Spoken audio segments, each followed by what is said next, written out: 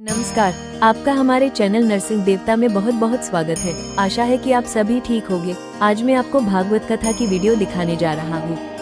धन्यवाद।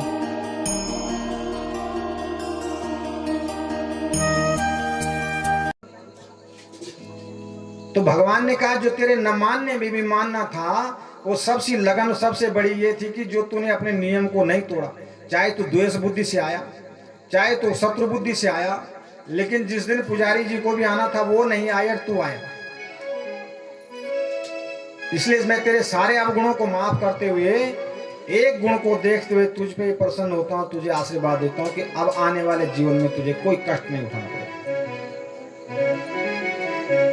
तो कहने का मतलब, अगर आप नियम से भगवान के मंदिर में जाते हैं, जोत जलाते हैं, सफाई करते हैं, मत ले जाओ कोई फल नहीं है, कोई पुष्प नहीं है, कुछ मत ले जाओ। केवल वहां जाके थोड़ा सफाई कर दो, झाड़ू मार दो, कहीं घास घूस जमी हुई जैसे मंदिरों में तो साफ कर लो। अगर आपके मन में ये भाव है, इतना ही करके आ जाओगे तो जीवन के सारे कष्ट वैसे दूर हो जाएंगे। ध्रुव जी से कहा कि मांगो क्या चाहिए। उन्होंने कहा प्रभु मुझे कुछ नहीं चाहिए, अपने चरणों का दास बना दो। उन्होंने कहा कि इस संसार में मुझे नहीं रहना है। मेरी माता ने मुझे विमोचन कहे, दुर्वचन कहे, उनसे मेरा मन कलुषित हुआ। यद्यपि मेरी विमाता के प्रति, सौतेली माँ के प्रति बोले कोई दुराग्रह नहीं है, दुराभाव नहीं है, फिर भी मैं यहाँ नहीं रहना चाहता। लेकिन भगवान ने कहा कि ध्रुव जी कर्म प्रधान है, जितनी आयु जो लेके आया उसे जीना ही पड़ता है, विधि का विधान खराब हो जाएगा। इसलिए करवाते हैं कि ध्रुव जी जितनी विपत्तियां आई, इतनी मानसिक प्रताड़नाएं हुई, इतने लोगों ने उल्हाने दिए, लेकिन फिर भी अपने लक्ष्य से नहीं डिगे और भगवान को नमस्कार, भजन, कीर्तन, जप, तप करके प्राप्त कर ही लिया। सिल भी होता है, बट्टा भी होता है। तो सिलबट्टा इसलिए उसमें जो बत्तियां जोत जलाई जाती हैं, 7 जोत जलाई जाती हैं और 6 बुझाई जाती है, एक उसमें अलग रख दी जाती है। सिलबट्टा इसलिए रखा जाता है, सिलमनी पत्थर जो होता है, स्थान होता है। कहते हैं हमारे जीवन में कभी भी सर्दी, गर्मी, ऊंच नीच, विचारों में वैमनस्यता आए, लेकिन हम एक दूसरे के पूरक बने रहे, दूसरे की बातों में विश्वास न करें। उसमें आता है ना, मंडपम मधुप्रकम चौ लाजा होमिन तथो चौ, यावत कन्या न बामंगी तावत कन्या कुमारी का एक वचन आता है वाक्य। कन्या कह रही है कि जब तक मैं बाएं अंग में नहीं आती हूं तब तक मैं तो कुमारी हूं, पत्नी हुई नहीं। अच्छा, ये जो किया, बोले फेरे फूरे, ये क्या? उसने कहा मंडप जो किया उससे तो मेरे घर की शोभा हुई, और खाना पीना खिलाए बरातियों को, तो वो तो बराती खुश हुए ना। वो शादी कहाँ पे हुई? और जो फेरे लिए, वो फेरे भी शादी नहीं है, फेरे से अग्नि प्रसन्न होती है। यहाँ भी आप परिक्रमा कर रहे हैं ना, मंडप की परिक्रमा कर रहे हैं, इससे देवता प्रसन्न होते हैं। इनकी ये देवताओं की, हमारी थोड़ी परिक्रमा है। ये तो यहाँ जो देवता विराजमान है, ये भद्र बना हुआ है, इसमें 33 कोटि देवता हैं। ये ब्रह्मा, विष्णु, रुद्र, इंद्र के स्तंभ हैं, नीचे गणेश पंचांग पीठ है, पितृ हैं, इनकी परिक्रमा कर रहे हैं आप। इससे क्यों प्रसन्न हो रहा है? पितृ देवता, ये देवता। तो जब वहां फेरे, शादी में भी जो फेरे हो रहे हैं अग्नि के, वो तो अग्नि देवता प्रसन्न होंगे ना उससे। शादी कहाँ हुई तब तक? तो शादी तब होती है जब सप्तपदी हो जाती है, वो 7 वचन कहे जाते हैं, और 7 वचनों में जो वचन होते हैं, इसलिए कि हमारे जीवन में जो दुख सुख संभाव आए, कोई भी व्यवधान आए, बोले हमें उस शिला पत्थर की तरह अडिग रहना है, उस ध्रुव तारा की तरह अडिग रहना है, और अपने जीवन को तहस नहस नहीं करना है किसी के बहकाव में आकर। शास्त्र का मंतव्य ये हो। अब वो अलग बात है कि हम उसे समझे ही ना। अब हम तो हुड़दंग मचा देते हैं ना, शादी उस समय हल्ला मचाते हैं लोग जब फेरे होते हो। कोई कह रहा तेज चल रहा है, कोई कह रहा धीरे चलो, पहले होता था।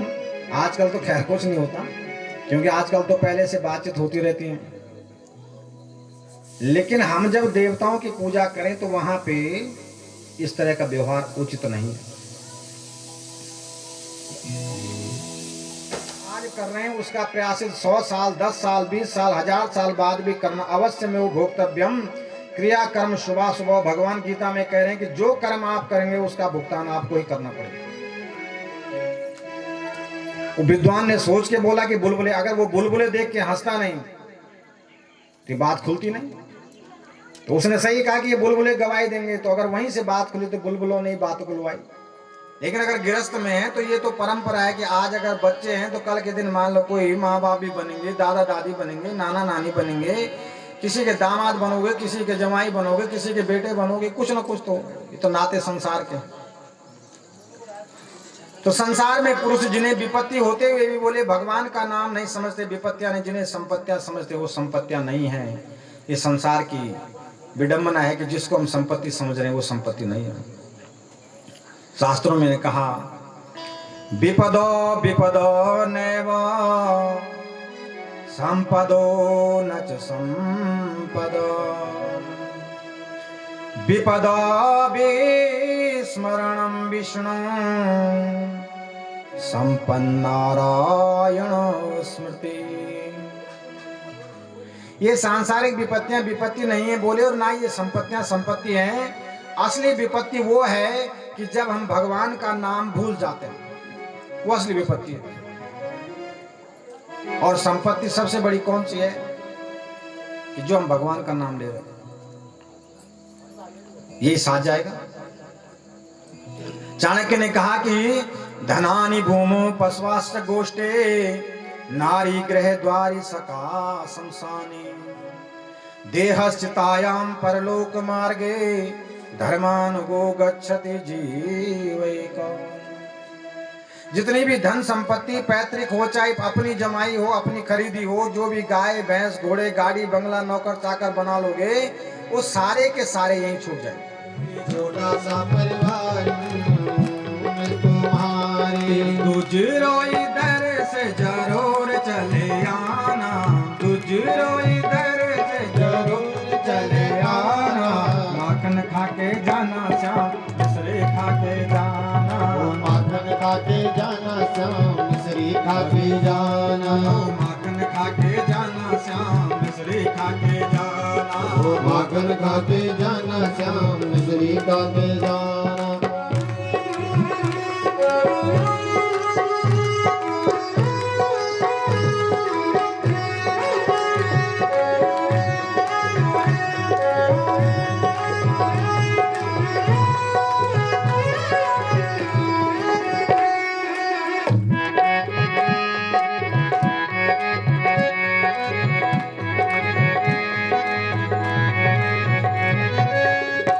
आपसे हमारी कोई जान ना पहचान है, आपसे हमारी कोई जान न पहचान है, आपसे हमारी कोई इंसान है। लायक नहीं है गरीब का ठिकाना, लायक नहीं है गरीब का ठिकाना।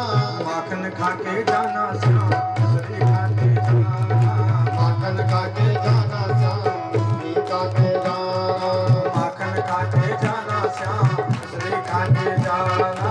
माखन खा के जाना श्याम मिश्री खा के जाना।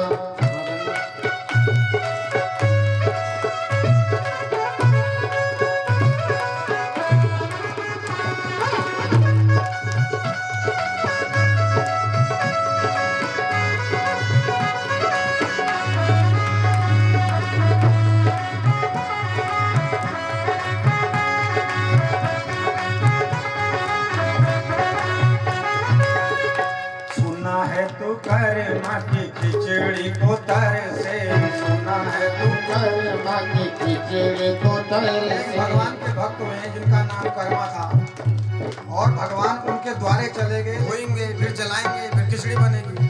भगवान उतनी देर तक भाव के भूखे खड़े हैं। कहा कि सुना है तू कर्मा की खिचड़ी को तर से, सुना है तो कर्मा की खिचड़ी को तर से। भक्त जहाँ गावे वहाँ श्याम रस बरसे, भक्त जहाँ गावे वहाँ रस भरे। सुना है तू कर्मा की खिचड़ी को तर से, सुना है तो कर्मा की खिचड़ी को तर से। भक्त जहाँ गावे वहाँ श्याम रस बरसे, भक्त जहाँ गाए वहाँ श्याम रस बरसे। हो सके तो श्याम कभी हमें भी अजमाना, हो सके तो श्याम कथाओं में अनन्य लीलाएं हैं। और आप बोले आग्नेय पुत्र के राजभवन में भगवान ऋषभ देव का जो अवतार हुआ उसके बारे में मैं आपको बताता हूं। आग्नेय ऋषि हुए, उनके जो ज्येष्ठ पुत्र थे बोले नाभि, उन्होंने पुत्र प्राप्ति के लिए यज्ञ का आयोजन करवाया। अच्छा, शास्त्र कहता है कि अगर संतान नहीं हो रही हो तो या तो पुत्रेष्ट यज्ञ करवाएं, सचंडी का विधान है उसमें सचंडी करवाएं, हरिवंश पुराण करवाएं या एकादश रुद्र का पाठ करें, यानी अभिषेक करवाएं भगवान शंकर जी का। पर बशर्ते मेडिकली वो फिट हों और अवश्य ही इन चमत्कारों से, इन पूजा से उनको संतान प्राप्त हो। तो उन्होंने पुत्रेष्ट यज्ञ करवाया और बड़ी श्रद्धा से भजन किया, पूजन किया पत्नी मेरु देवी के साथ में, और उनका मनोरथ पूर्ण करने के लिए भगवान यज्ञ में प्रकट हुए। भगवान को जब उन्होंने देखा, प्रभु भगवान ने कहा कि बोले मांगो क्या चाहिए तुम्हें। उन्होंने कहा कि देखो मुझे एक तो आपके जैसा पुत्र चाहिए। अच्छा, भगवान ने कहा यार ये तो बड़ी विडंबना है, क्योंकि मेरे जैसा तो मैं ही हो सकता हूं ना। अच्छा, अक्सर लोग कहते हैं कि ये उसके जैसे दिखता है, ये उसके जैसे होता है, या दिख रहा है, या है, पर होता नहीं है ऐसा।